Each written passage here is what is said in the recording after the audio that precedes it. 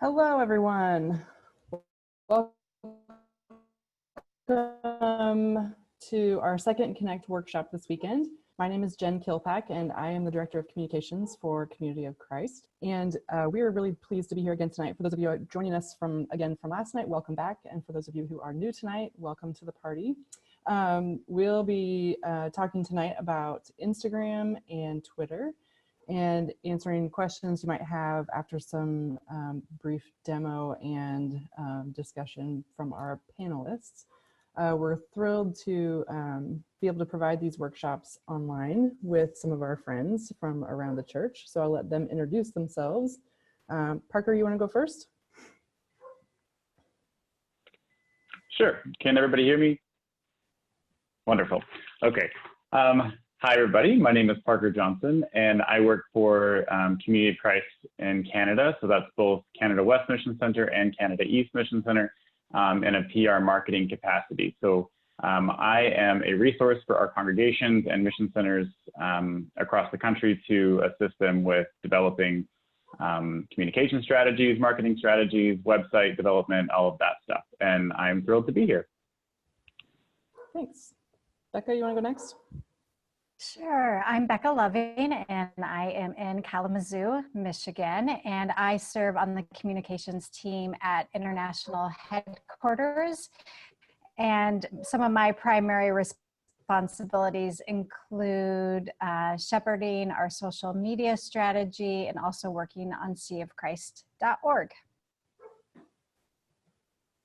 I guess I'm next. I'm Brittany Mangelson, and I'm in Saratoga Springs, Utah, and I serve the church as the social media seeker ministry specialist, which means I get to communicate with members of Community of Christ and congregations and Latter-day Seekers primarily all over the place, and connect them with resources about the church, and then connect them to congregations and other resource development and things like that.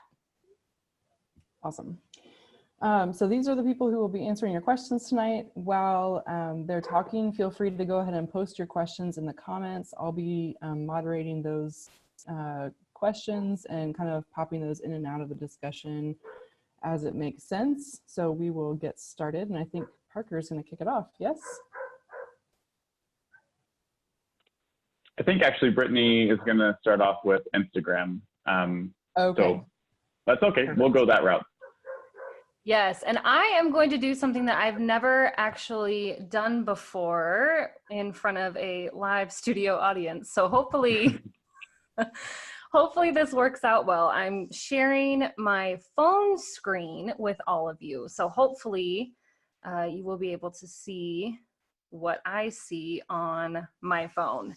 So we are going to be talking about Instagram, and Instagram is a mobile app that you can use to share images and videos.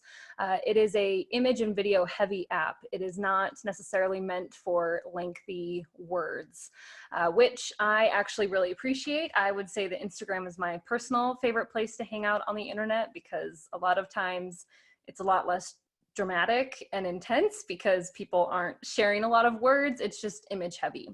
So what you are seeing right now is Project Zion Podcast Instagram account. There's not a lot there because I just barely created it just a few weeks ago, not even a few weeks ago, maybe just a week ago. However, there's things here that I want to point out. So when you are a congregation or even a mission center, you can have an Instagram account. And my recommendation is to create your account with a centralized congregation email address. I would not use a personal email address for it for a lot of different reasons. One of them being you as an individual probably won't be the only one posting to this account, and you also will probably at some point stop posting to the account. And so if there's if you have a congregation website or something, the email address that's associated with that should be something that multiple people have access to. Another thing that I would suggest when you set up your account is to make a business account instead of a personal account. And I'm not necessarily going to walk you through how to do that, but when you are setting up your account, it's really, really user friendly, and it basically gives you an option of what type of account.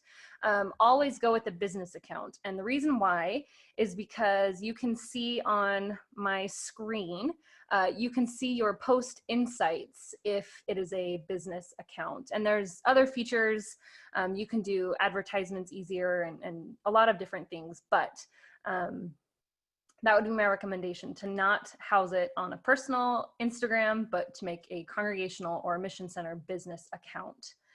So like I said, this is an image heavy platform. And so because of that, we need to be mindful about getting permission to post pictures of people on the internet. So we shared this before in a couple of our other Connect workshops, but the church has a, what is it called? Photo release form. And I think Becca is going to put that link in the comments. And so I have a whole file of people in my congregation who have filled that out, and they filled it out for their kids. And so there's no question, because they've already given me permission to post pictures of themselves or their kids on the internet. And so I don't have to worry about it. But that is something that you need to be mindful of. And if you have a new family move in or anything like that, if there's a change, just always be mindful that you need to have people's permission and consent before you post their pictures on the internet. So if you will notice, you have the ability to have a profile image. And because this is Project Zion Podcast, we have our logo. And then underneath, you can have what type of organization this is. So again, this is a podcast. If you're a congregation, which I will show you my congregation's page in just a second, but it will say, I think, religion or something, community. We'll find out in just a second. You can put a little tagline, a bio, a little biography of your organization, and then you can put a link. The link on Project Zion's looks a little bit funky because I use a third-party app that's called Linktree that gives me the ability to post a lot of different links through my one link in bio. I would not recommend that congregations in general terms use that. If you have a congregational website, that URL can go there. Or if you have even a Facebook page, that can go there. Or if you just want to link it back to the World Church website, seaofchrist.org. This space, though, is really the only clickable, we call them hyperlinks. It's really the only clickable place on Instagram. So if you try to put a link in your caption, you will not be able to click on that, which, trust me, there's a lot of people on Instagram that want that changed. So I'm hopeful that it will be changed at some point. But as of now, you cannot. So any link that you have that you want to share needs to be in that little profile. So if you, okay, so another thing about Instagram is we have what's called stories. So I'm gonna go to my feed actually. So these are all of, this is what an Instagram feed looks like. So these are the people that, and the accounts that Project Zion is following. And so I can just scroll through and see people's pictures and posts. And oh, that's an interesting, nice picture of a snake. Up top, you can see these circles. I just keep pointing to my phone and you obviously can't see my finger. But the circles up top are people that I have followed through Project Zion. And if I click on any of these little buttons, what's called a story will pop up. And these are just little 15-second clips. The reason why this is paused is because I'm physically holding my finger down on my phone. But these are 15-second video clips or just still shots. And they disappear after 15 seconds. So, or they move on to the next one after 15 seconds, but they disappear after 24 hours. So one good thing about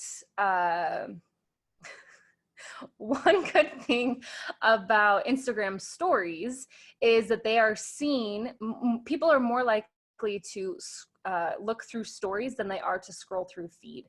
They get a lot more interaction. And you can share a post, if you put a post in your feed, and I will show you how to do that in just a second, but you can share a post from your feed into your stories. And you can tag people in stories. You can do all sorts of stuff in stories. So I am going to walk you through how to create a story. So again, this is Project Zion's Instagram account. I happened to do a post about our latest podcast that just went live yesterday. And it was picked up by Latter-day Seekers, which, spoiler alert, is also myself. And then Becca, who is with us, reposted it to Community of Christ main page. And so in my notifications, I have that I'm mentioned in 2 stories. And so I'm going to right now click on this bottom, add to your story. And now it is taking Becca's post that she reposted from Latter-day Seekers, and then I am now reposting it as Project Zion in my stories. So I, again, clicked on that little button that said, add this to your stories. On the top, there's all sorts of different things you can do. You can add text. So I'm gonna say, thanks for the shout out. And I'm gonna tag them at Sea of Christ, because that's their handle, and at Latter-day Seekers. And then actually, I'm gonna make that have we'll do something like this. And I'm gonna put it in front of the image, because this has already been shared a bunch of times and it kind of entices people to go to the post. And then up top, there's this little sticker button, and you can click that. I could put in my location. It knows exactly where I'm at. I could put in the weather. I can create a poll. I can put a question. I can create a countdown to something. The possibilities are pretty endless. If you have sound on your story, you can push this sound on to indicate that people need to have their speakers going. But I'm going to search for party, because it's a party that everybody has shared this episode. Oh, use that cat. Use that cat. Oh, okay. There was a cat? What cat did I miss? It was playing the guitar. Perfect. Okay, we'll There do it is. that. And so this is going to be a really busy and obnoxious story, but I kind of love it. And these folks on the bottom, they've got coffee cups, which is great, because if you know anything about Project Zion, we have a coffee theme going. So, whoa. Oh, pressure doing this live. Ha. So,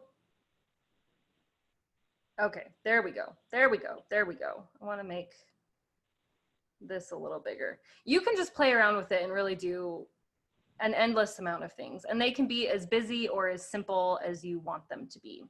So design wise, this is kind of terrible, but I'm going to post it just because. Do you want to also, oh, what was do you that? want to also mention the, when you're dragging content down or up or to the sides, it'll, like, that line will pop up to show you kind of what might be out of bounds?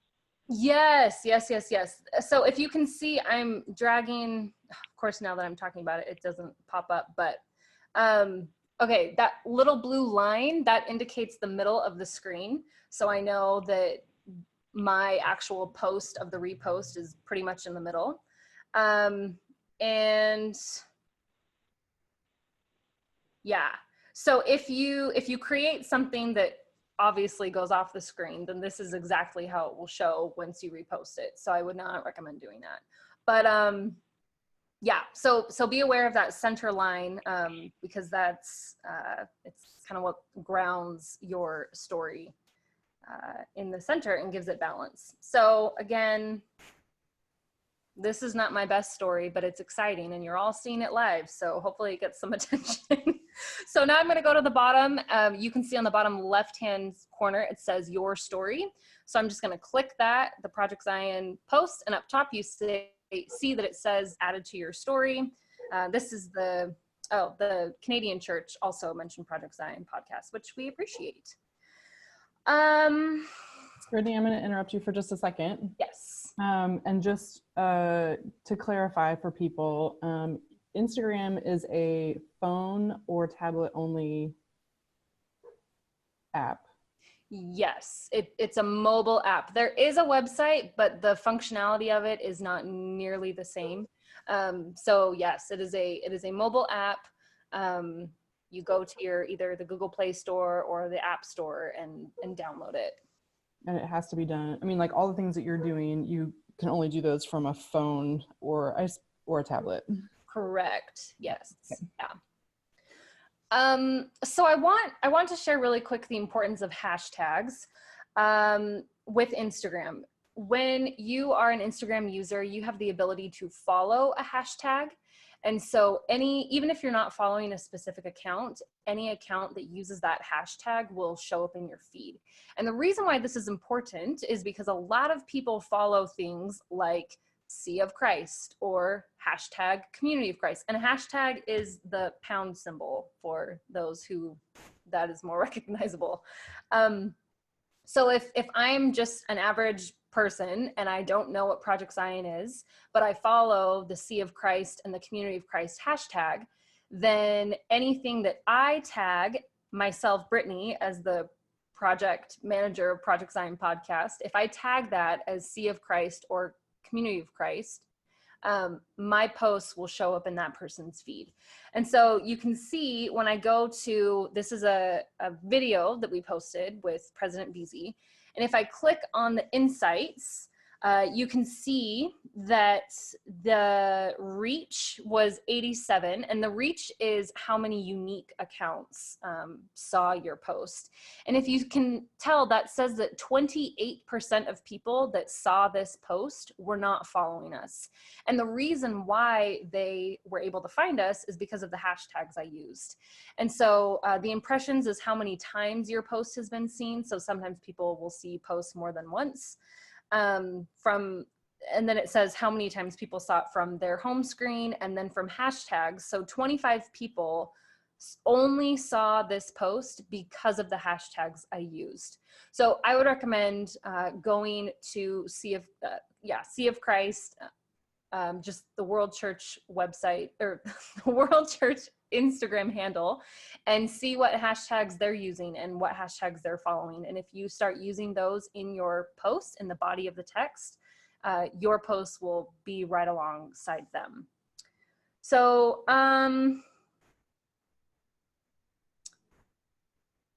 one thing that's good about Instagram is, and Insta Stories, is you can collect them for a highlight bubble.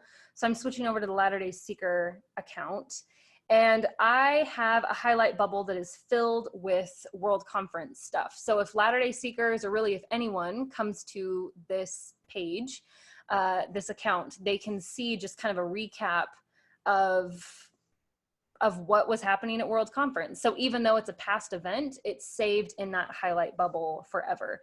And Instagram will often recommend highlight bubbles for you if you have a particular, I don't know, like event or something that it can kind of tell is one thing. It will even recommend, do you want to add this to your highlight bubble? And a little notification will pop up and all you have to say is yes. And then you can title it whatever you want and it's good to go. And because Insta stories disappear after 24 hours, those highlight bubbles give it a permanent place to live. So that's something that's really important as well. There's also something called IGTV, which allows you to create longer videos, but I actually have not done IGTV too much, so I'm not going to speak to that. But again, that is an option for video. Anything else you want to add, Becca? I feel like I've been rambling a lot, but. No, actually, I was wondering if maybe, Parker, you could speak to this a bit more. The naming conventions for how to name your handle. And then also, before we jump into that, the image that you see there on Brittany's screen of the Latter-day Seekers. So that a little icon, the purple icon of the peace seal. So Community of Christ has branded icons for social media platforms. So Instagram, Facebook, Twitter, and you can find all of those on seaofchrist.org/communications. So Parker, do you want to talk a little bit about the naming conventions that you guys have used in Calgary? Yeah, so consistency is key. So whatever we recommend here is going to be the same recommendation for any of your other social media platforms that require a handle, which are all of them. So at the moment in Calgary, a lot of them have an airport code that the city is kind of, and so in Calgary, airport code is YYC. You'll see lots of people wearing hats that say YYC or like sweaters or things like that. So it's a location identifier for Calgary, and it's shorter than having to type out Calgary. And so for us, all of our social media handles are C of Christ, YYC. So that's our Twitter handle, that's our Facebook page shortcut username, that's our Instagram handle as well, and that's our URL for our website, cofchristyyc.ca. So the benefit of that is if you ever publish any sort of poster or print flyers for something, and at the bottom you want to say space, you can literally just put all your social media icons and just put at C of Christ YYC in our example, and it's the same for all of them. So it's definitely something that is a good marketing tool if you can kind of get that consistency down on the earlier end. So. And Brittany, I was going to ask, do you mind pulling up a post, just any one of these? And because you mentioned that you can have the URL on your bio, and you mentioned that there's nothing clickable here. So even the hashtags, all of that stuff, it's not really clickable here, just so everybody knows.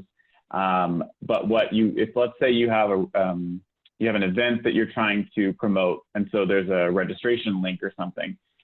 You could promote it with some sort of caption about the event date, the description and whatnot, all the emojis that you want.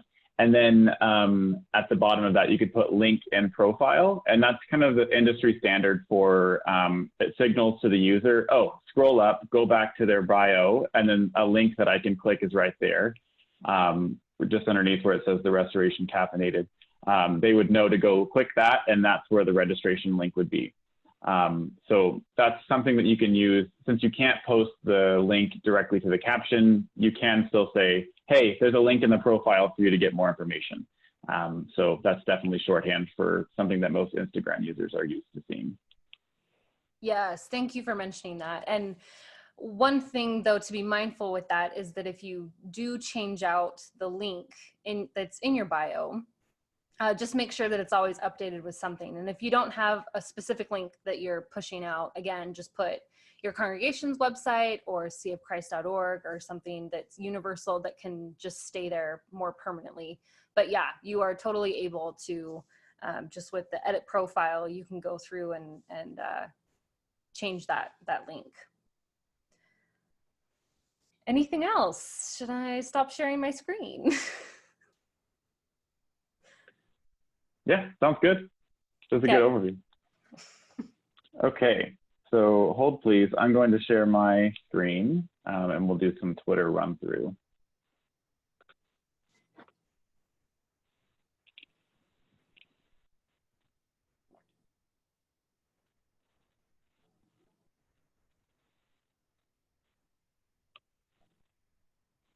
There we go. Okay. Can I get a thumbs up from Becca or Brittany that you can actually see this? Okay, great. So I'm just going to do a quick run through on Twitter, and I've just pulled up a account that I think does some pretty good best practices for those of us to follow and has a lot of fun with it at the same time. Before I get started, I want to say that Twitter is not for everybody, and that's okay. So I only say that because Twitter is probably the most time-intensive social media platform, maybe next to like TikTok or Snapchat. But as far as of the ones that we've talked about so far, it is the most time-intensive. And the reason is because most of Twitter is who you follow. So you're building this entire community, this network that you're following. And let's say you are you're big into historian textbooks or something like that. You could just literally go and curate an amazing list of following all these great authors that you like, and that's pretty much all you're going to see, because you're only going to see the content of the people who are publishing. In my experience, Twitter tends to be a bit more academic. It's very text heavy because it is mostly text, and you can also add photos of people just like this here, and links to YouTube videos and things like that. But by and large, it's mostly text, and it's also a really scary place for some people who just aren't used to putting in that much time. So here's my rule of thumb. If you can't guarantee that you are going to be able to keep current content on a Twitter account throughout the week, then you probably shouldn't open one up. It would be better to not have one at all than to have one that just sits empty. It's kind of like the people who are like the high holiday religious folks who show up at the big holidays. That's literally some Twitter accounts. Becca's shaking her head.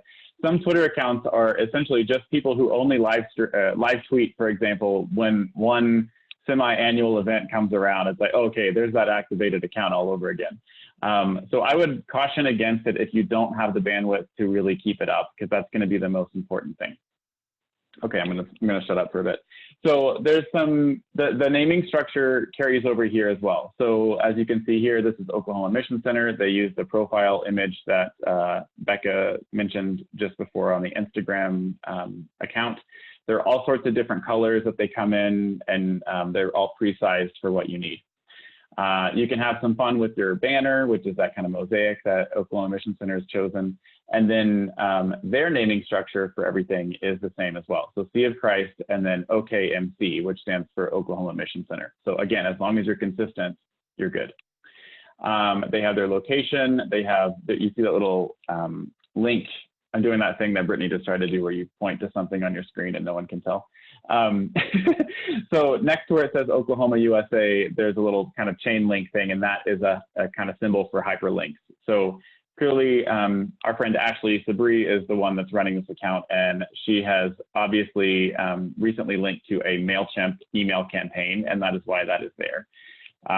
So similar to what we were talking about on Instagram with having a link point of reference, it's sometimes people do that on Twitter as well, just to say, hey, go grab that link.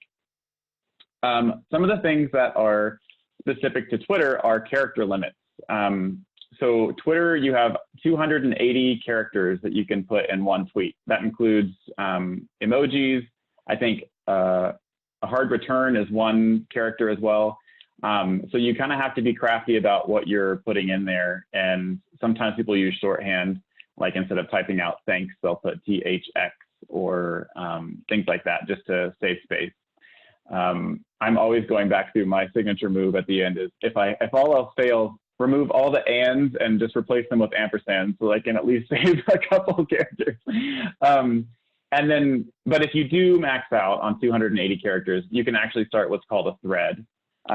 So I can actually do that really quick. So I'm gonna not tweet to Oklahoma Mission Center and not bother them tonight, but I'll just do hi, this is a test. And do you see the plus sign down at the bottom right here? You can add a tweet. So then this is all going to be one kind of line of thinking, if you will. So I'm still thinking. And then I can add another one and another one and another one. So sometimes you'll stumble across a tweet that's way more than 280 characters because of this. And a lot of people who are in academic circles will just go on Twitter rants and stuff and see, you might jump in halfway through and be like, what are they talking about? And then realize you can kind of see these little lines connecting the profile images, and you'll know there's some more content there to look at. So I'm gonna delete that. So let's just take a look at some of the things that they have done here. I will first focus on the fact that it says pinned tweet just underneath where it says tweets on the left side. You can pin content to the top of your profile, so that way people are drawn to a post that you want them to see. So clearly they posted this on October 28th, 2019, but it was a post that they wanted to keep up and highlight. You can actually tap on it and open just that one tweet kind of landing page, if you will. You can kind of interact with the content, make the photo full screen. You can see they did hashtags as well. To go back to Brittany's point, hashtags will definitely get you more views. Don't go nuts, and you can't really go nuts on Twitter because you have the space constraints on characters. But be as strategic as you can. And I think sometimes events have a hashtag. Becca, what was World Conference's hashtag? So we were hashtag WC 2019. Yeah, so when I was sitting in the conference room and I just basically started following that hashtag and then everything was just auto-populating as people would publish it. So that's a really great thing, is if you're at an event, see if there is one that's been established. If not, maybe you can start one, be a trendsetter. Or in this case, sometimes you have some for internal use. So Ashley might be using Sea of Christ OKMC as a hashtag so that she can go back through and find content faster if people have posted from camps or different things. A little bit more here is that you'll see the little heart down at the bottom. I've already liked this post, but I can unlike it just so you can see. It is all kind of transparent there. And if you want to engage and say, hey, I like that, you just tap the heart. Similar to Instagram, you can tap the heart or double tap the image. There is, just to the left of the heart, there's that kind of little circular arrow type thing. That is retweet. So let's say that I like these people. And hey, I do, because I'm from Oklahoma and I know a lot of these people. So I'm going to hit the retweet button. And it gives me some options here. I can retweet, or I can just retweet with comment. If I'm lazy and I'm running running out of time, I can just hit retweet, and it'll just literally retweet exactly what this says, and it'll just go straight out. And if I want to, I can also add my own commentary, my own 280 characters along with this. So I will show you. I know Ashley has retweeted some people recently. So this is one. So she has retweeted, and ICYMI, in case you missed it, just so you know what that is. She has tweeted that as a retweet of this down here, which I can't actually show you because but the one that was posted on October 28th that says, please read, she's retweeted that with more commentary above. So this is kind of a reminder post like, hey, oh, just in case you missed this, this is still happening. So that's definitely something you can do. And as you can see, she has retweeted herself. So that is allowed if you need to. Let me see. I did threads, I did hashtags, character limits. Oh, you can also share a post outside of Twitter. So there's that last icon to the right of the heart. You can hit that and you can actually send a direct message, which is kind of like a private message on Facebook with Messenger with other Twitter users. Or I can actually hit share tweet via, and it'll pull up, like, you know, if you have an iPhone or something, iMessage or Android Messenger or whatever. And you can actually share those things out that way. And it would send them a link to this tweet. And I will also just show you our home screen, kind of like our main kind of hold page, our what's the word I'm looking for, you guys? The notifications. I actually don't know what it's called. Your stream? I don't know. Your profile feed? Feed. I'll call it feed. There we go. So this is my feed. Thank you, Brittany. And this, by the way, I'm on the Calgary Community of Christ Twitter account. I probably should have referenced that.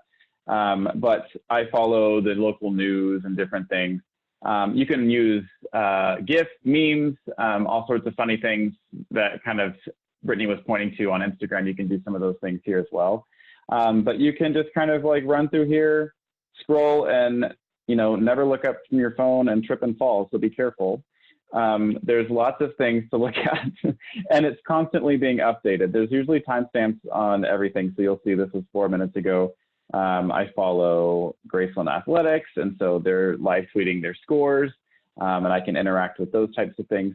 So really, again, it's a time-intensive thing because I like to use Twitter as a way of staying engaged, like just at a glance with what's going on. I actually use Twitter a lot to find out what's going on in the news because I don't have to like be subjected to watching TV, and that is a blessing. So there's lots of really cool things that you can do with Twitter, but I think I'm going to stop right there so that we can pause for questions, unless anybody in the group has something that I've like clearly missed that's like a glaring mistake. I will just say that I noticed something that I missed Since no one's jumping in my Instagram. Yeah, in the Instagram tutorial, I feel like I missed something glaringly obvious. So unless we have a bunch of questions, I'd like to just dive back into Instagram super quick, unless we have more conversation about Twitter. Nope, I was just going to jump in with some questions, so feel free to loop back to Instagram, and then we'll go to questions after that. Okay. I'm going to stop share, Brittany, and you can reshare if you'd like. Okay, yes, sorry. I just want to do one thing.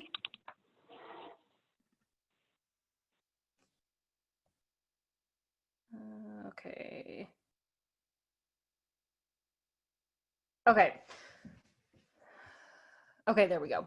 So if you see, this again is Project Zion's Instagram account. You can comment, okay, so you can double tap on the picture and like it. You can also click that little heart underneath the picture and like it. And this goes for anything on your own feed or on somebody else's feed. The comment icon is that little conversation bubble. And then this paper airplane looking thing, if you click that, you can send it directly to a person that you follow, or you can add it to your own story. So when I talked about Becca sharing a post from Community of Christ page, that's how she did it. So I just want to make that clear that if you want to share something that you see on Instagram, you just click this little paper airplane. And then if you see the little ribbon thing, that's a bookmark. And essentially, if I were to tap this, then it saves it in my profile. If I go to my settings, you'll see a list of saved posts. These little red hearts on the side, you can see that somebody thanked Larry McGuire for his interview, and then he replied. So he did a comment underneath the comment, so the person was tagged. And I just gave a heart or a like to both of those comments. So I do think that no matter what social media platform you're working with, it is important to have some sort of engagement with your community so they know that you are a real person. Even if it's not necessarily replying back to everything, just throwing a little heart can actually go a long way. So I just wanted to point out what those little buttons meant because I don't feel like I did that at all. So hopefully that helps a little bit. You can also, if you want to delete something or edit something, these three little lines up top are how you do it. But Instagram is pretty user-friendly if you play around with it. That's how I have learned everything, is just by kind of tinkering around. So yeah, that is what I had to share, what I forgot. Okay, thank you so much for looping back on that piece. We got a couple of questions. This one wasn't specific to a platform, so I'll actually ask you guys to answer this for both Twitter and Instagram. But what's your best advice on how often one should post to those platforms?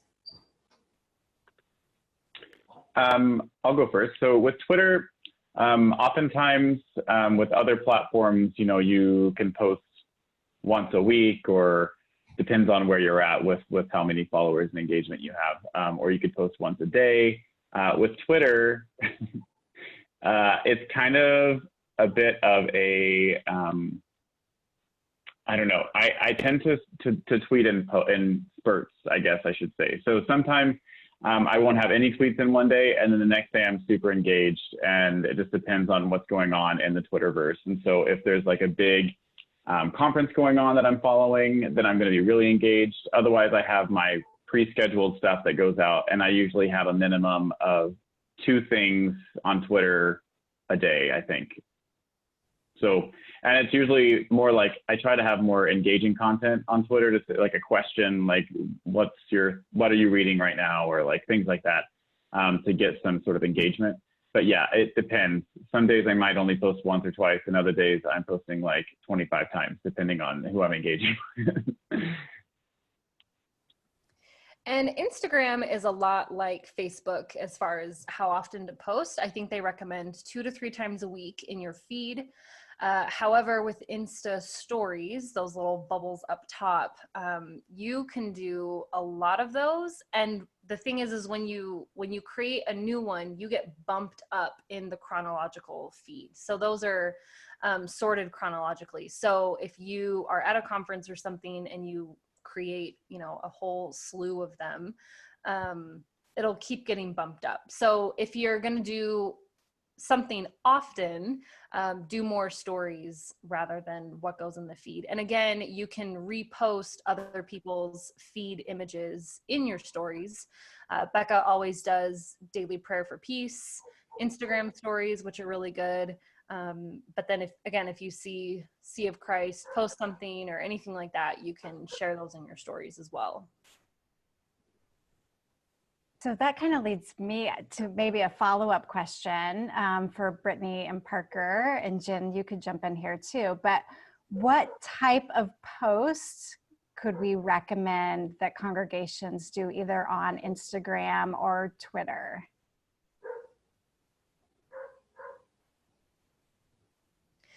So that's a good question. I think that there is a variety of things you can do. If you have a potluck, you could take a wide screen, a wide shot of your group. You could take a close-up picture of the food, just some way to advertise what your congregation is doing. If you have some sort of activity, some sort of conference, camp is a big one. I mean, we always do Instagram takeovers with Sea of Christ's Instagram handle, where you can see reunions from all over the place. Things like that are really good. I also think that memes out of Doctrine and Covenant scriptures particularly are helpful. Those seem to get a lot of traction. And so a meme is just an image with some words on it. And both Sea of Christ and Latter-day Seekers and Calgary, the church in Canada, we've all produced memes that are free for the taking. Yeah, that would be my recommendation. Yeah, and I think something that, as we go through all these platforms, that's kind of evident that we haven't really spoken about, I guess, is that each platform kind of has its own tone. And Instagram's pretty playful. People have a lot of fun with Instagram, and it's like, I try to learn all the cool kid slang and say all the things that, would entice a younger audience. Twitter, again, like I said earlier, is a bit more academic, and you can find anything you want anywhere, but I think on the whole, I would say it's a bit more serious. It's a bit more, you're just kind of giving the information out there as it is. So sometimes on Twitter, I will have, like, for example, when camps roll around, I will upload an image of the poster and then some corresponding text to go with it. Some things that I know, like Ashley does in Oklahoma, is she'll use lots of emojis and different ways to kind of help to kind of organize the information, make it look a little bit more fun. So it just depends on what you're trying to do. If you're trying to, I would say that you're likely, if you're on Instagram and Twitter, you're likely looking at a public-facing audience. You're not trying to necessarily just communicate with your own people at that point. So, you're looking at marketing, and you're looking at trying to get the word out about, some sort of activity that you're having, or a grill out that your church is hosting, or. So I think, again, it depends on the kind of activity that you're looking at, but I do think it's important to mention, I think, the tone that each platform has, because don't be afraid to have fun with it. Try not to be weird. I try not to be weird every day, but it doesn't really, stick. But just try to be relatable and authentic. And I think people can smell that from a mile away. So that's an important thing to remember.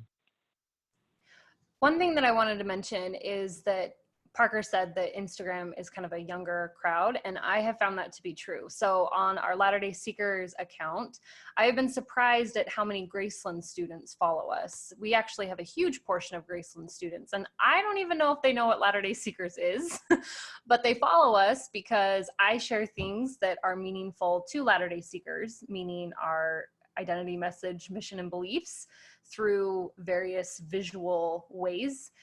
And I use the appropriate hashtags that Graceland students are following. They're following Sea of Christ and Community of Christ and Doctrine and Covenants and those hashtags. And so then they in turn have said, hey, this is an account that I like. And so they've followed us. So the tone is very different than, say, the Latter-day Seeker Facebook page. So it's a completely different audience and a surprising audience.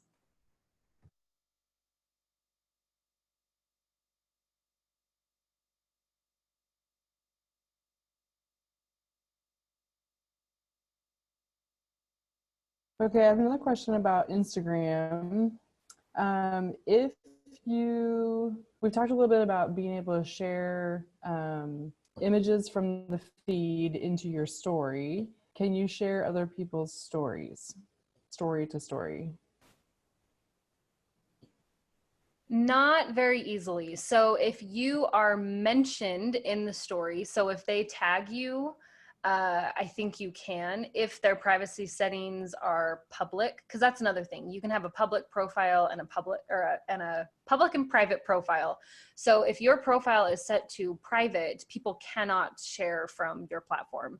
So if you are mentioned in the story, I think there is a way to, there's like an option that pops up that says add this to your story, which means then you could share.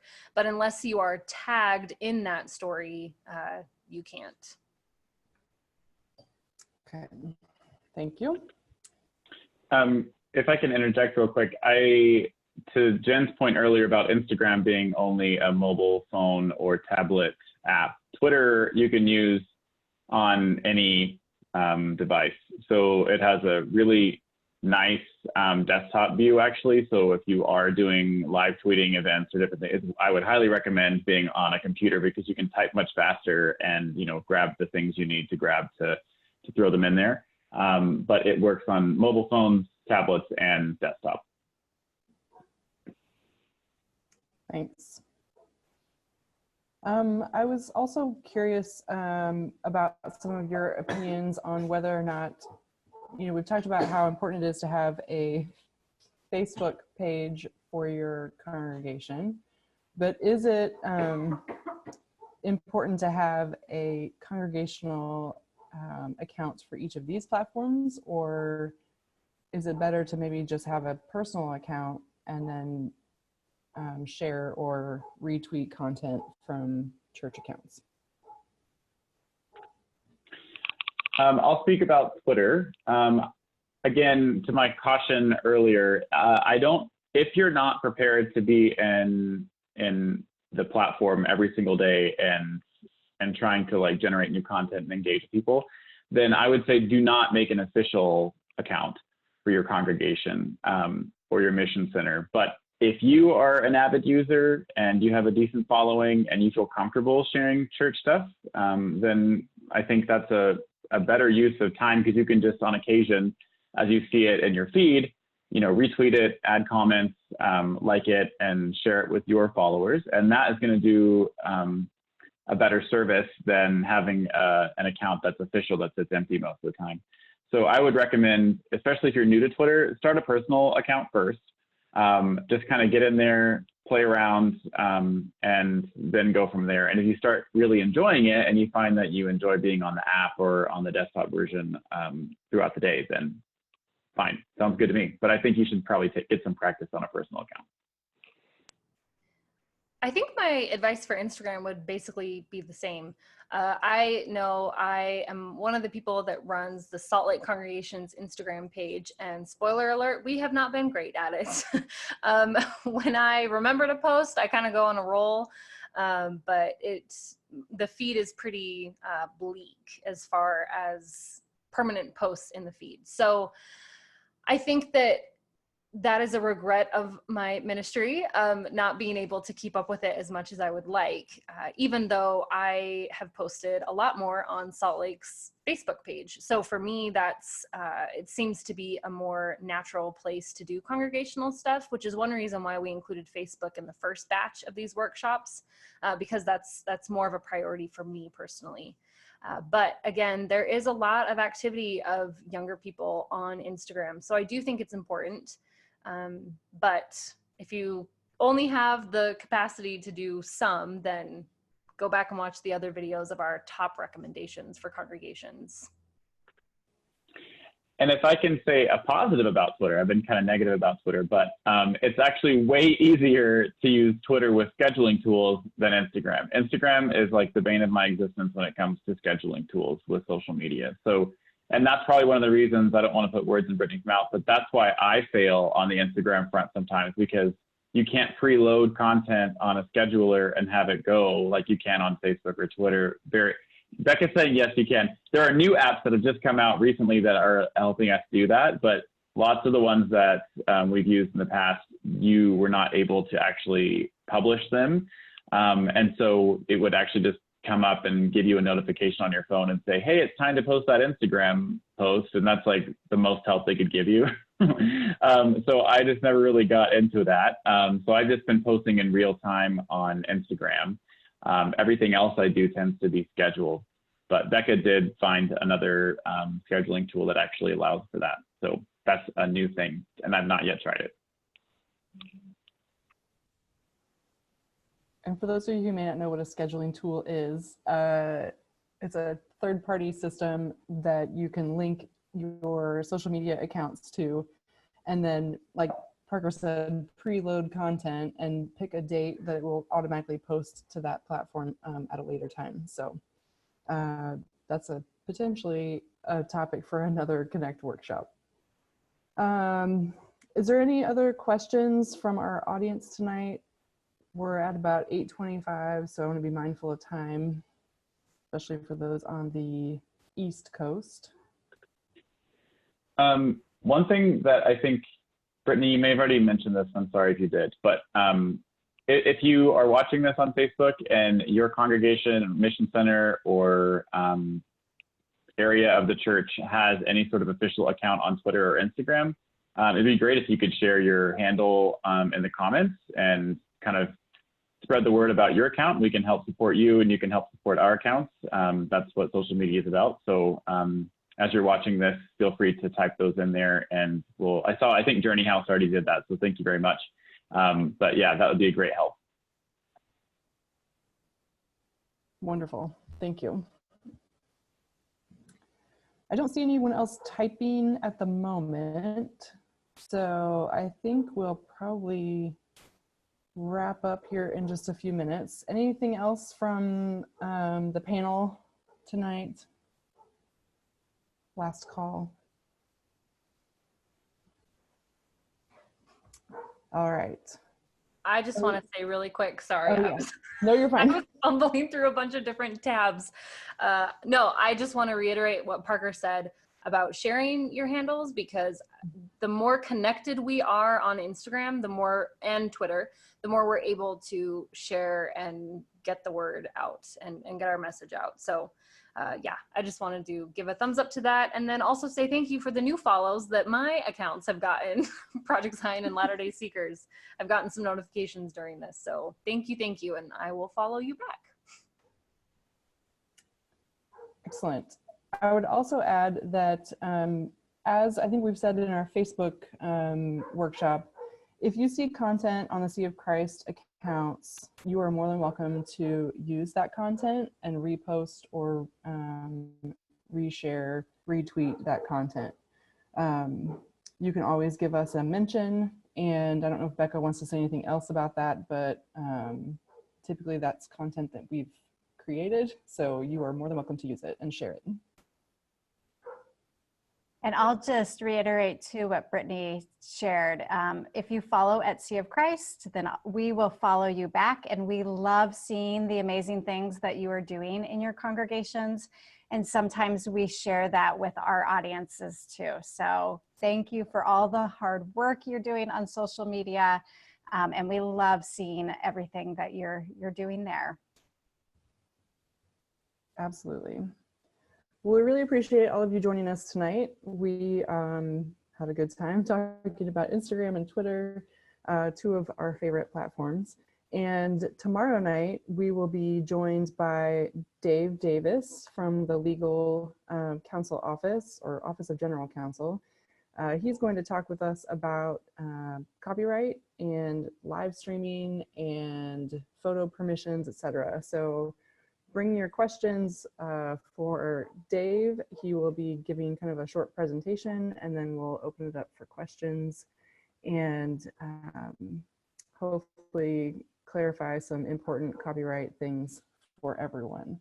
So we hope to see you all tomorrow, same place. Join us live on Facebook, and we'll see you hopefully tomorrow. Thanks, everybody.